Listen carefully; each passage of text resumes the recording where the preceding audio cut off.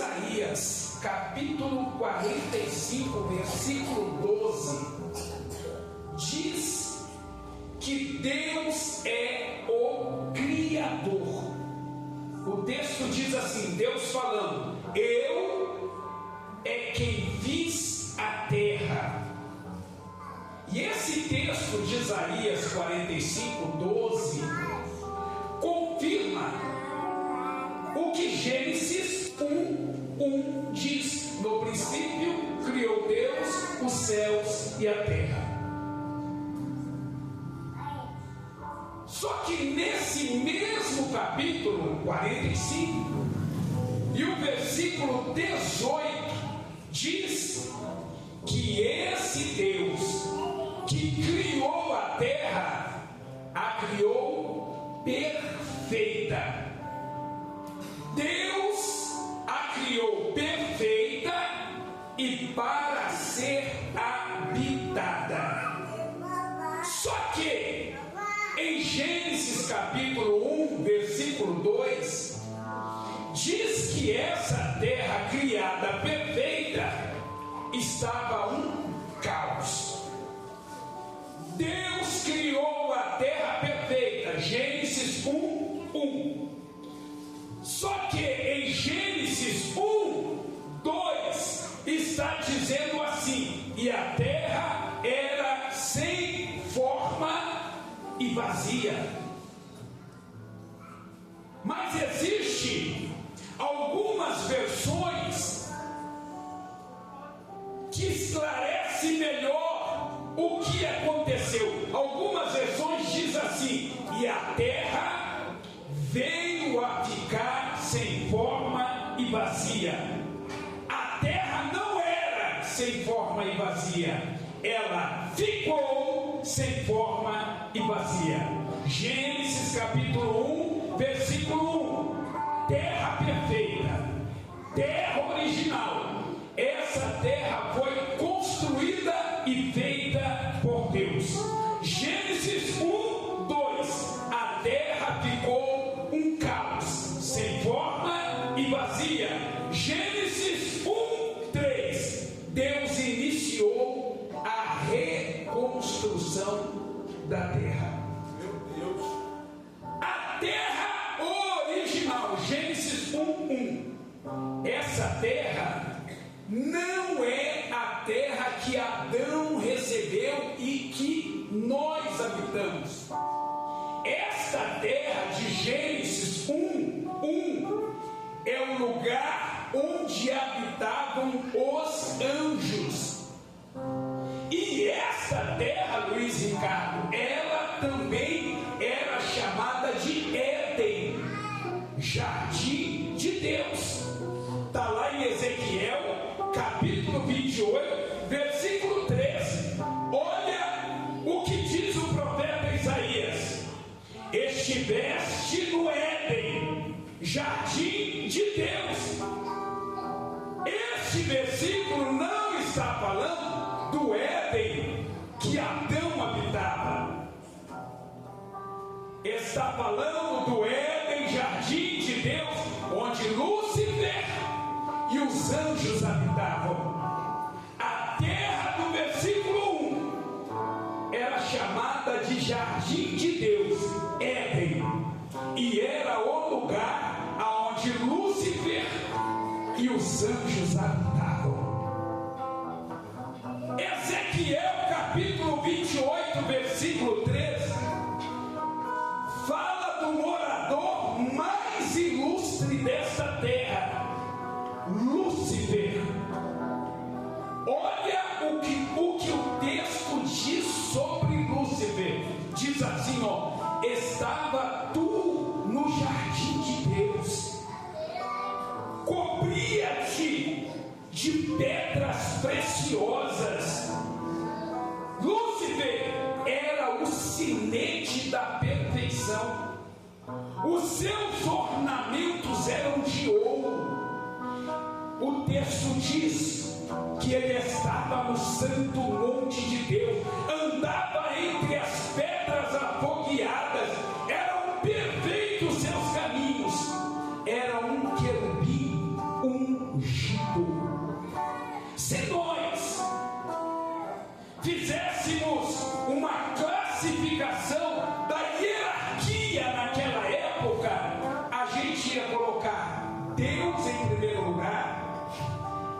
e Lúcifer em segundo lugar.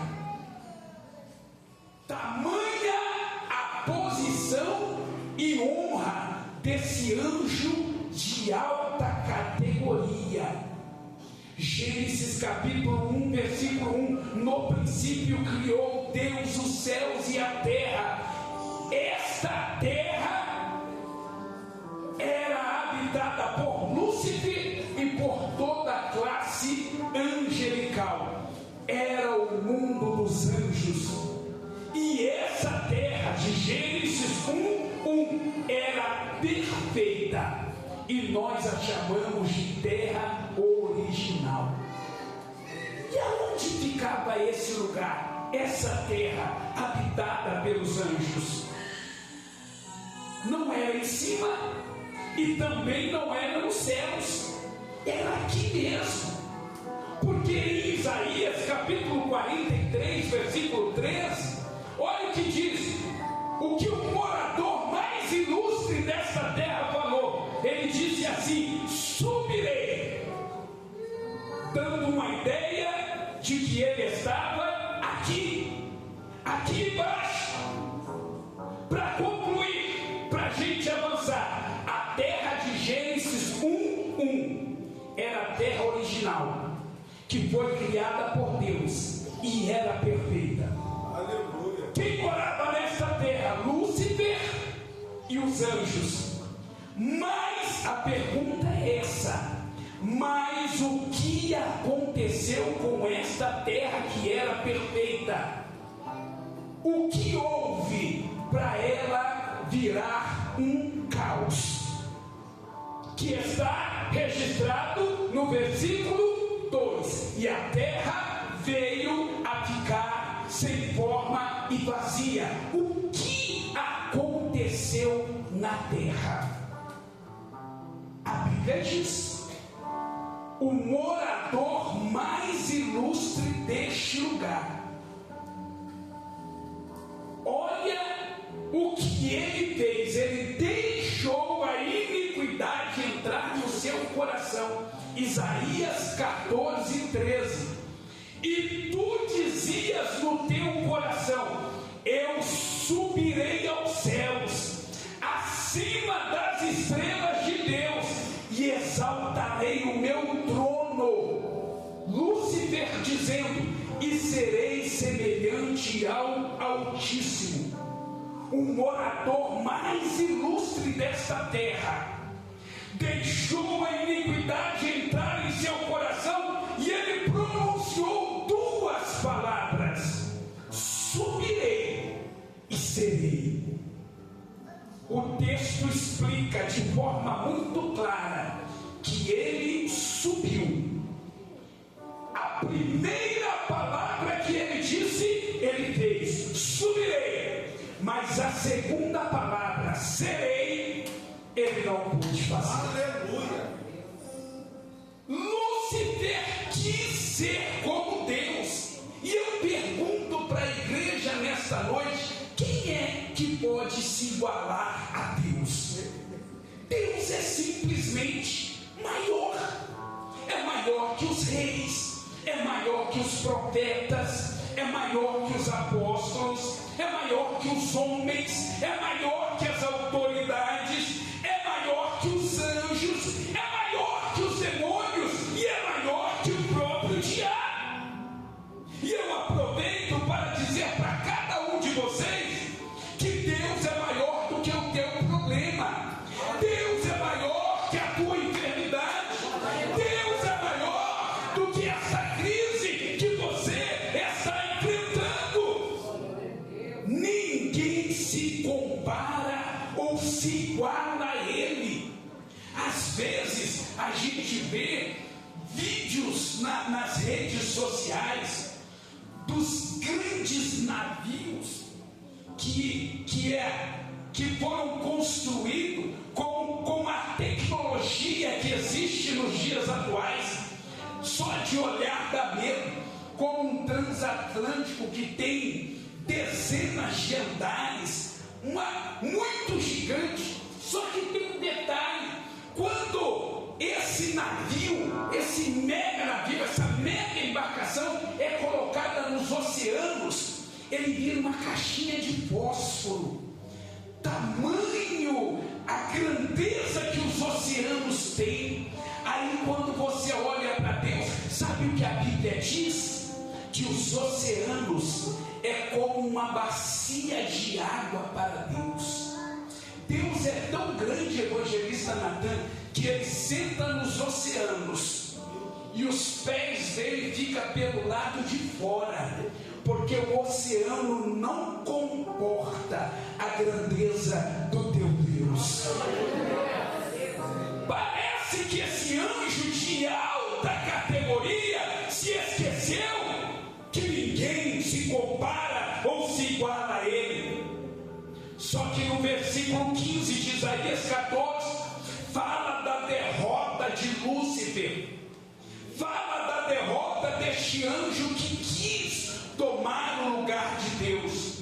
Lúcifer subiu com a terça parte dos anjos para uma rebelião. Só que ele se esqueceu de um detalhe: em um reino só há um soberano.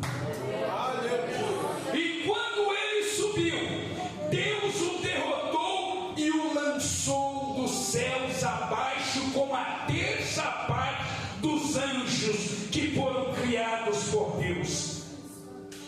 Quando Deus expulsou Lúcifer, derrotou Lúcifer, lançou Lúcifer dos céus abaixo, nós passamos para o versículo de número 2 de Gênesis. E a terra veio a ficar sem forma e vazia. O que tem a ver esse versículo com a queda de Lúcifer? Milhões e milhões de anjos caindo com violência. Na queda aconteceram cataclismas, explosões, terremotos, desastres. A destruição da queda de Lúcifer foi tão intensa, a destruição foi tão devastadora, a ponto de deixar a terra que Deus havia criado perfeita ficar completamente destruída, ficar um caos, sem forma e vazia. Na verdade, a queda de Lúcifer, ela trouxe 3 problemas para a terra. 3. Primeiro, a terra ficou sem forma. Segundo, a terra ficou vazia. E terceiro, a terra ficou em trevas. O que era perfeito agora é um caos, sem forma e vazia. Essa história triste que aconteceu com a terra se parece muito com a história do homem. Deus criou o homem perfeito, santo, eterno. O homem recebia a visita de Deus todo dia. Mas o homem pecou contra Deus e os efeitos do pecado foram devastadores. E a vida do homem que era perfeita virou um caos. O que aconteceu com a terra foi exatamente o que aconteceu com o homem quando ele pecou. Primeiro, o homem ficou sem forma, perdeu toda a essência de Deus. Segundo, o homem ficou vazio. Quando você olha para alguém cheio de depressão, cheio de ansiedade, com tristeza profunda, pânico, medo, não consegue dormir, você percebe de forma clara que tudo isso é porque o homem está vazio da presença de Deus. Isso é resultado da queda do homem. Primeiro ficou sem forma, segundo ficou vazio e terceiro ficou em trevas. Quando você olha para os caminhos que o homem tem tomado, você percebe que não há luz no caminho dos homens. A história da destruição da terra é muito parecida com a história do homem. E quando eu olho para esse cenário de destruição, de caos, eu olho também para Deus. Como é que Deus estava vendo tudo isso? A terra que Ele criou perfeita, agora estava o caos. O homem que Ele criou perfeito, virou um caos. Até parece que Deus estava decepcionado. Eu fiz, não deu certo. Eu realizei, não deu certo. Tudo que Deus havia planejado e construído estava destruído. Parece que nós estamos olhando e vendo um Deus frustrado. Mas o Deus que nós servimos não pode ser frustrado. Ninguém, em toda a história da humanidade, ninguém nunca frustrou Deus. Ninguém nunca surpreendeu Deus. Já imaginou Deus com a mão na cabeça e dizendo: e agora, Deus, o que eu faço? Isso não existe. Deus nunca foi e nunca será surpreendido. Deus não é pego de surpresa. Deus nunca sofreu uma derrota. Versículo 3. Em meio a esse caos, Deus começa a planejar a restauração da terra. O versículo 3 que você vê não é a construção da terra.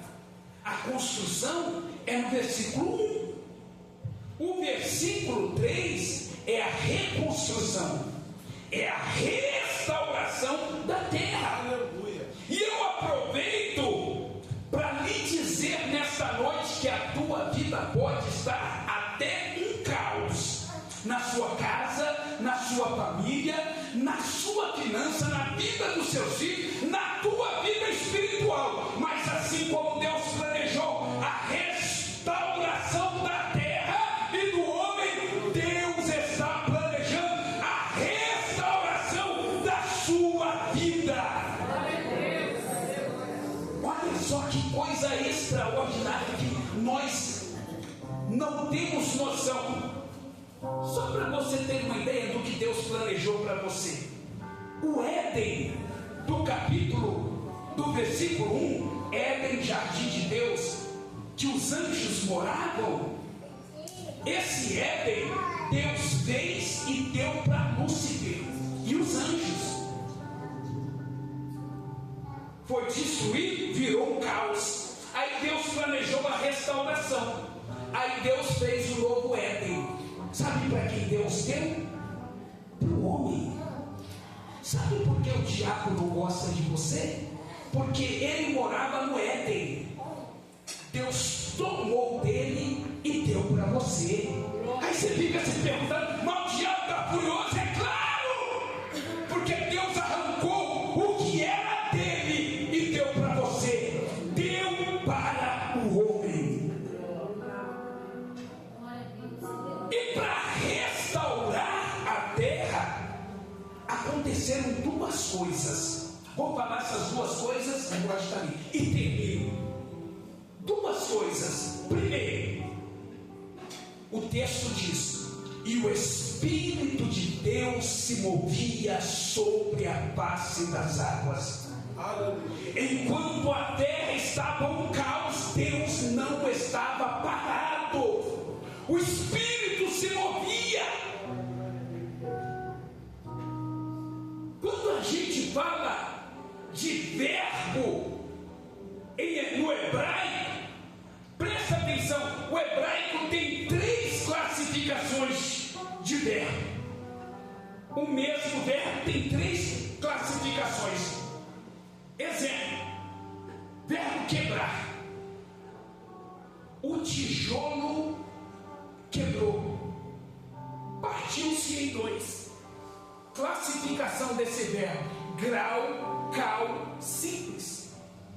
O tijolo espatifou, partiu em 4, 6 pedaços. Qual é a classificação desse verbo? Grau, cal, meio, forte. O tijolo esmiuçou, esfarelou, virou uma moinha. Qual é a classificação desse verbo? Grau, cal, forte. O verbo mover não era grau, cal, simples. Não era grau, cal, meio forte. Era grau, cal, forte. O Espírito se movia com força. O Espírito se movia com intensidade. O problema era grave. A terra estava um caos, destruída, mas o Espírito se movia com intensidade. Você está aqui nesta noite e eu sei que o Espírito de Deus se move sobre a sua vida.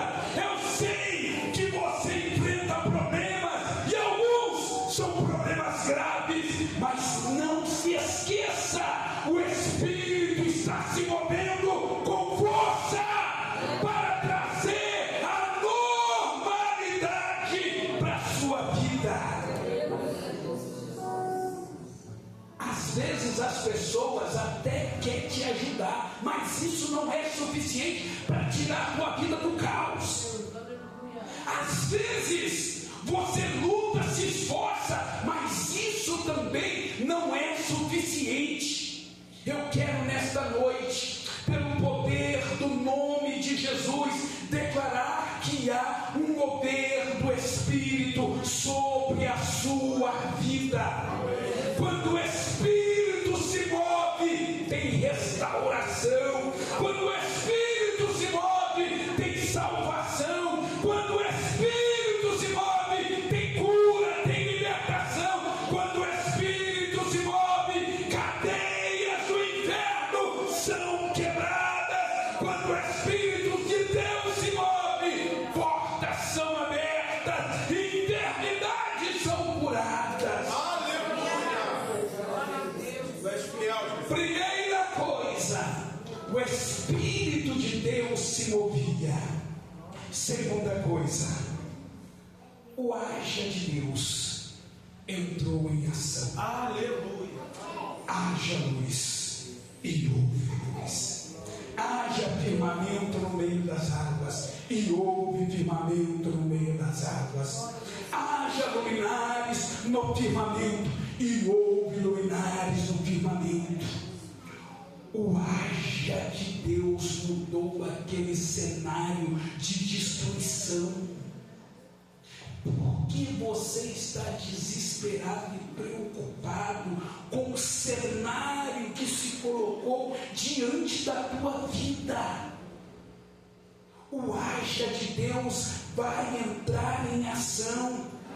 E não importa qual seja o cenário, se a sua vida está de cabeça para baixo, se a tua casa está bagunçada, se as coisas não dão certo, se o caos se instalou na sua vida, o haja de Deus entra em ação hoje na sua vida. Vai haver restauração na sua casa, vai haver restauração na sua família, vai haver restauração nos seus negócios, vai haver restauração no teu empreendimento.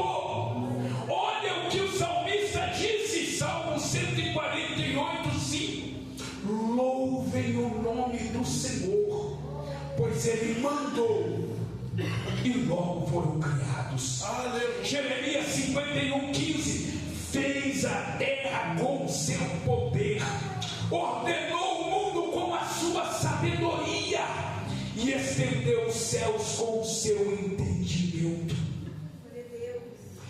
Quando o haja de Deus entra entra em ação, tudo se transforma, tudo se restaura. Lembra daquela situação que você viveu e que o haja de Deus entrou em ação na sua vida?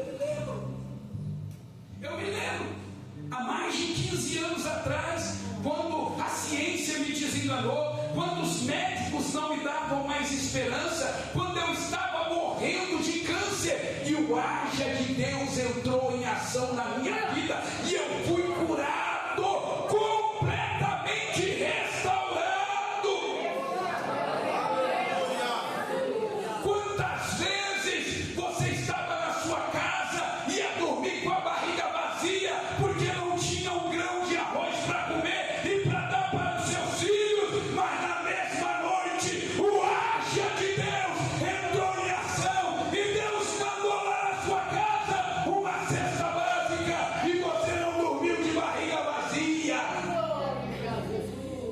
É assim que acontece quando o haja de Deus entra em ação na nossa vida, vivendo um tempo de restauração. Para terminar, o que é restaurar? Restaurar é trazer de volta o estado original. Restaurar é reconstruir o que foi destruído. Restaurar é recuperar o que foi perdido. Restaurar é remover o que foi danificado. Irmãos, Deus está chamando pessoas que desejam viver um tempo de restauração. As ruínas da sua vida não são o fim da sua história. É só o cenário aonde Deus vai manifestar o seu poder restaurador. O inimigo pode até destruir, mas Deus restaura. O inimigo pode até derrubar, mas Deus levanta. Sabe o que é restauração? É quando Deus levanta quem está caído. É quando Deus cura quem foi ferido. É quando Deus reacende quem está apagado. É quando Deus reconstrói aquilo que foi perdido. Aleluia. Eu quero pedir à igreja que se coloque de pé. Aleluia. Olhe para mim que eu vou dizer isso e vou encerrar. O poder restaurador de Deus. Muitos de nós que aqui estamos não estamos vivendo a vida original, aquela que Deus preparou, que Deus escreveu para que nós vivêssemos. Aconteceram turbilhões de coisas, problemas vieram de todos os lados, e o que era para ser perfeito ficou imperfeito.